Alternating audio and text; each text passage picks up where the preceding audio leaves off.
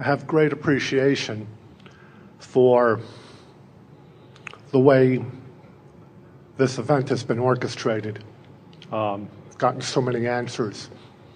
And in talking to others, I think they've all feel personally addressed. What I think I'm looking for is some advice. 2 years and 9 months ago, we experienced the loss of our son. The physical loss, the non-physical gain. We're not perceiving the gain yet, so it still feels like loss.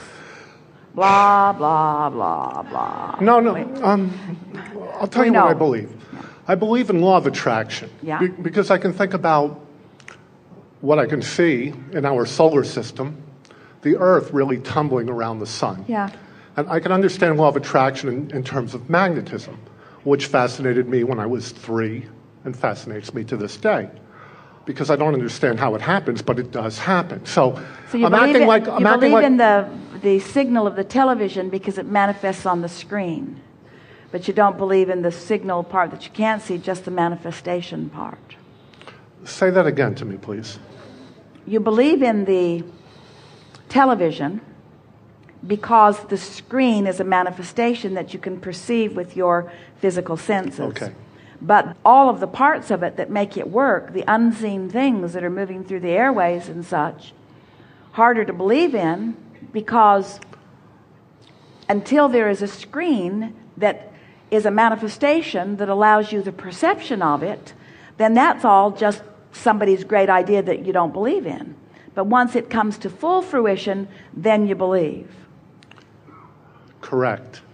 But there's something beyond that with me in my thinking. My wife and I were looking for the gym on the 3rd floor today, and we did 2 tours and couldn't find it. And then we went to the 2nd floor, and that's where it was. So my question is that I don't need validation for the fact that I think my son has connected with me again.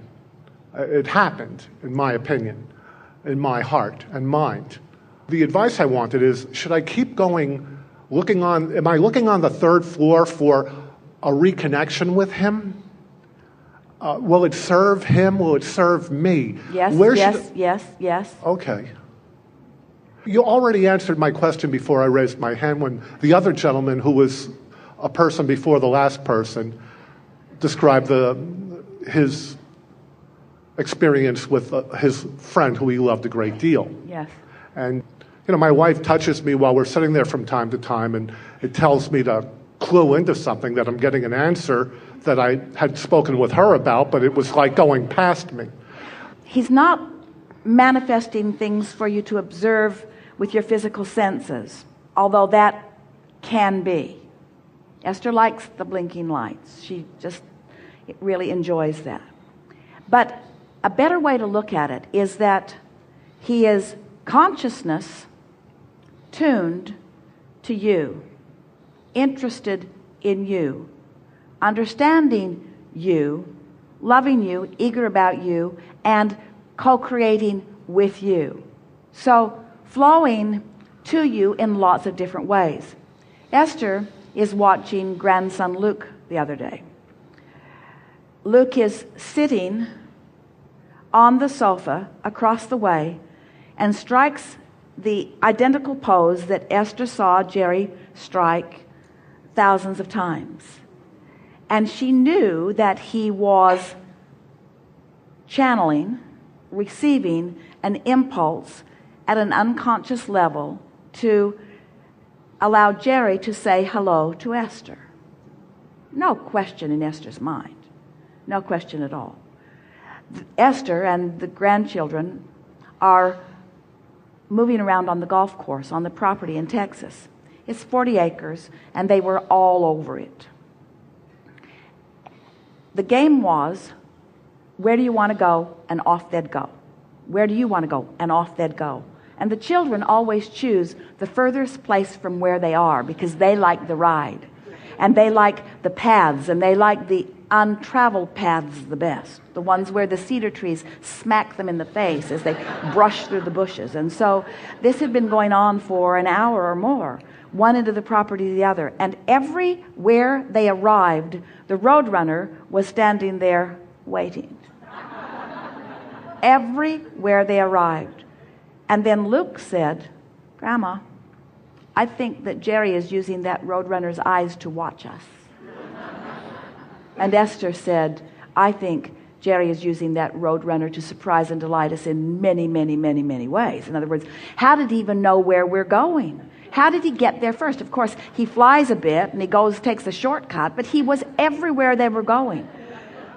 So that's a big message to Esther, that the roadrunner is allowing himself to be the inspiration for the thought that Jerry is projecting. But it's so much deeper even than that, if Esther looks at it. The very fact that Jerry knew where they were going, which means he's listening. Esther is feeling her toe tapping to music and realizing that her toe is not just tapping to music in the way she thinks her toe taps to music. It means somebody who's tapping her toe is hearing the music. Do you hear the difference in that? Mm-hmm. In other words, non-physical interaction, non-physical intertwining, non-physical continuation of relationship. Not something that you should let go. The psychiatrists often say, you've got to let it go. You've got to come back to the real world. You've got to let go of this. And we say, why let go of something that you intended to understand even before you came into this physical experience, you see?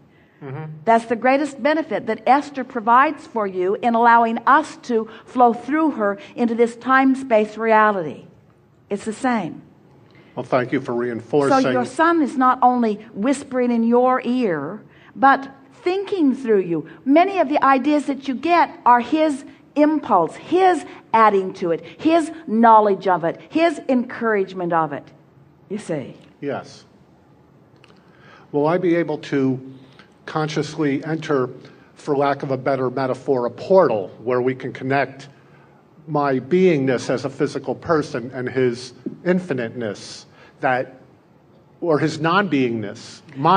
Well, that entering that portal, here's the way we would describe that. That question is, will I be able to achieve a vibrational countenance that will allow me to realize the relationship, to realize it? And the thing that keeps you, any of you, Esther too sometimes, from realizing it is that she wants it to be like it is, and it isn't going to be like it is. You have a vibrational relationship now. Mm-hmm. It's a vibrational relationship. It's a relationship that you will interpret in emotion, not in sight and sound and smell and taste and touch. And the emotional, vibrational relationship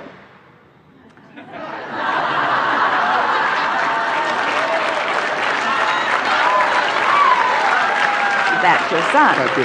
Yeah. The inspiration. Your son just knocked everything in the kitchen over. We're similar in that way.